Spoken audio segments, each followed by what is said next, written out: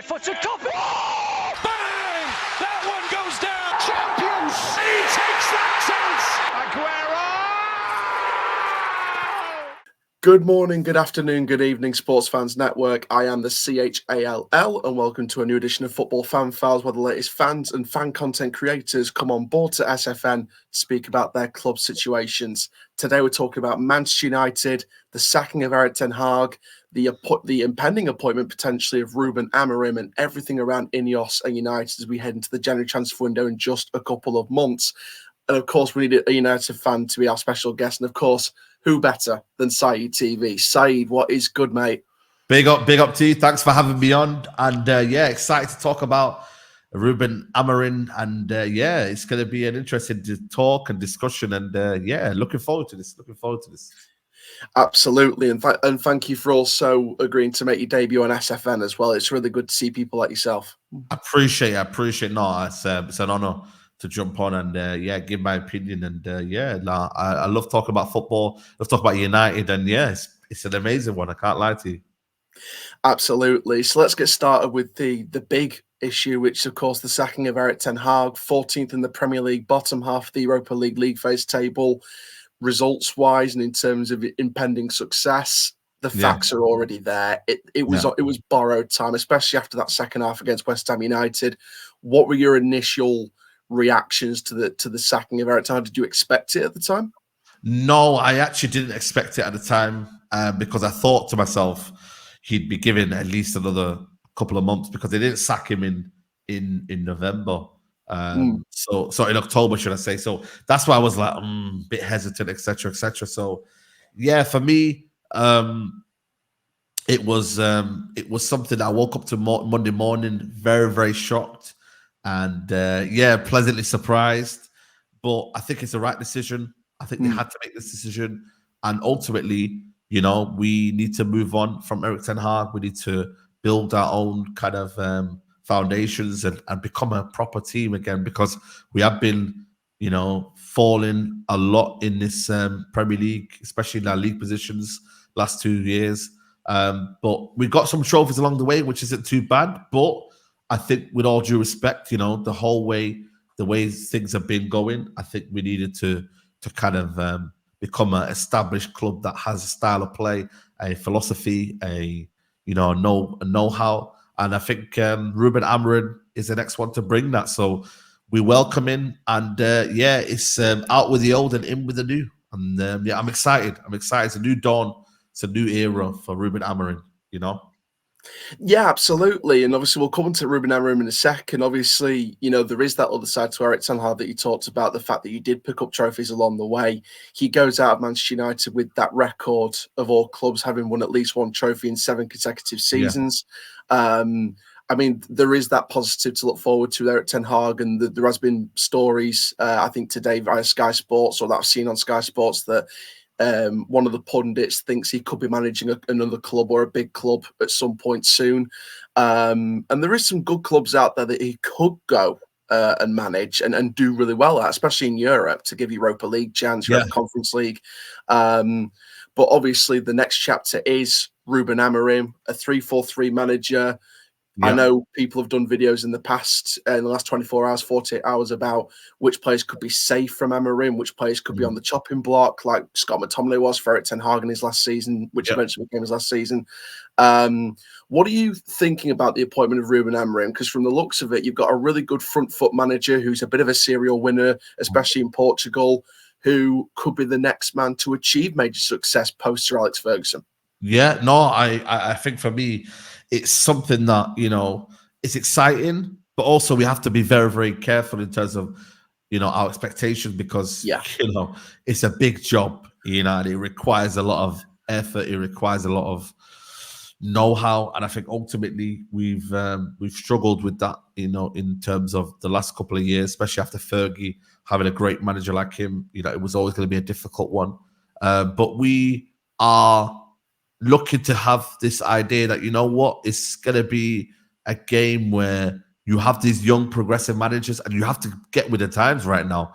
You know, maybe the old managers who maybe are stuck in a way of maybe 5-10 years ago are now not the same managers now, So it is difficult. Guardiola's still, doing his thing, and he's showing that he's adapted to the new era of football, and we have to do that as well now. And this is a manager that was likely to be successor of Guardiola. So I'm excited. I've never been excited. And people can say, yeah, you're excited about Ten Hag, but I genuinely feel with this one, it feels different because it's like he's someone that I maybe can relate to in a sense. I think he's more relatable, Amorim. Whereas maybe the other manager wasn't as relatable, I think, maybe, if that's a word. So yeah, I think, this manager a little bit more relatable in the way he kind of carries himself about, etc. So that's why I'm very, very much excited. Yeah, absolutely. And hopefully this is a manager that can unite the fans a bit more as well, because it's clear from what I saw on the outside looking in, and I think you've had first-hand experience of this, especially during the latter years of Ten Hag's era. There was a real divide in the Manchester United fan base of Ten Hag in, Ten Hag out. There was a lot of, I call it gaslighting by some people on the internet of Ten Hag, and it felt like some of the blame was being put towards other factors to take away from the manager when it should have been on the manager in certain situations. Yep. We know that certain content creators have put other issues to the side and not really put Ten Hag at the focus of some of them issues. In terms of the divide in the fan base, what's your take on it currently? Because it's clear there's a real divide that needs to be fixed, and there has been for about a decade now. I think that's absolutely spot on. I think there's one side of it where people are maybe stuck in the past, and maybe they see that longevity is still can be a thing. I think it's very, very rare now to have a manager that goes beyond 3 years, 4 years, And I think ultimately there's a case of maybe fans who are wanting a lot to maybe then temper the expectations to what's achievable and what's realistic. So it's combining the two together and understanding that Ineos now have to come in and set the boundaries, set the expectations. And Omar Barada has come in and said we want to try and compete for the Premier League by 2028. That's a good thing. So I think it just comes down to understanding all of that and having an idea of, this is where we're trying to go to. This is what we're trying to do. And, we want to see where this club can go. And I'm excited by that. I think for me, it's one of them where with the fans, we've got to be united in that excitement. We've got to be united in the fact that we want to be champions again, and if everyone can have that mindset, I think there would be no, kind of rest within the fan base. But I generally believe winning brings unity, and we haven't been doing that a lot. We've done it past 2 years with Carabao Cup, FA Cup, but not a lot for me personally. That's where I kind of go with that one for me personally. Yeah, 100%. Obviously, Rúben Amorim is expected to be the appointment that comes in. Obviously, it's first of all talk about players that are currently at the club that could be on the chopping block, because we know that the summer transfer window brought some decent. I mean, we can't lie; they did bring in some decent transfers in the summer window. I think Matej Delege has the potential to be a really good centre back. I think that Lenny Yoro, if he can get over the injury concerns, has potential to be really good in that back three with Rúben Amorim. Manu Ugarte, again, someone who worked with Amorim. When you look at the players currently at Manchester United, is there any that you feel, either from a style of play perspective or from just a personnel perspective, might not be safe long term in his plans?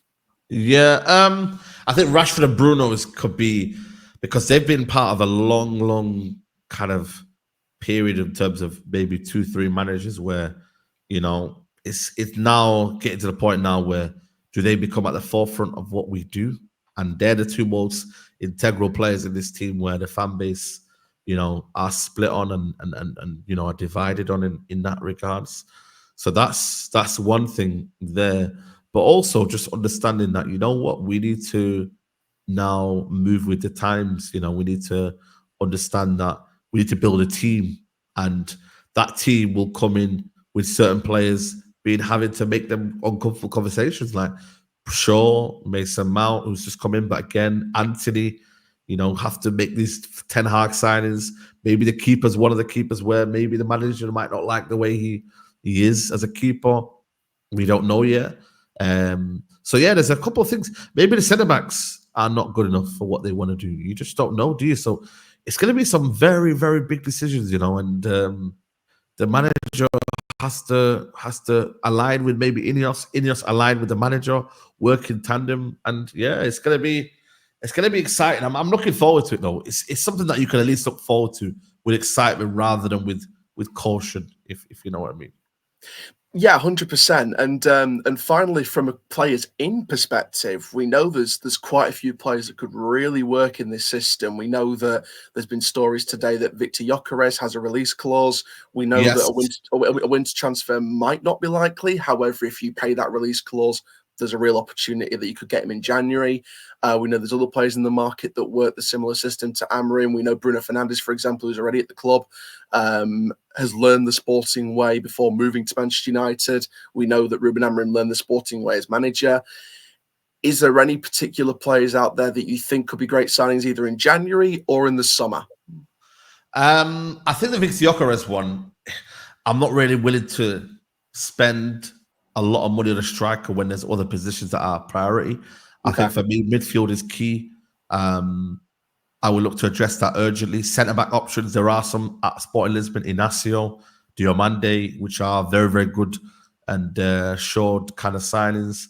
And yeah, I think for me, ultimately, you know, it's one of them where we need to buy signings that will fit his system. And he's got Ugarte, who he knows from his time at Sporting Lisbon. It's not major surgery, but it's one or two additions that will, for me, provide us with a lot, you know. And I think for me, that's the key thing. Adding them finer additions and finer starters.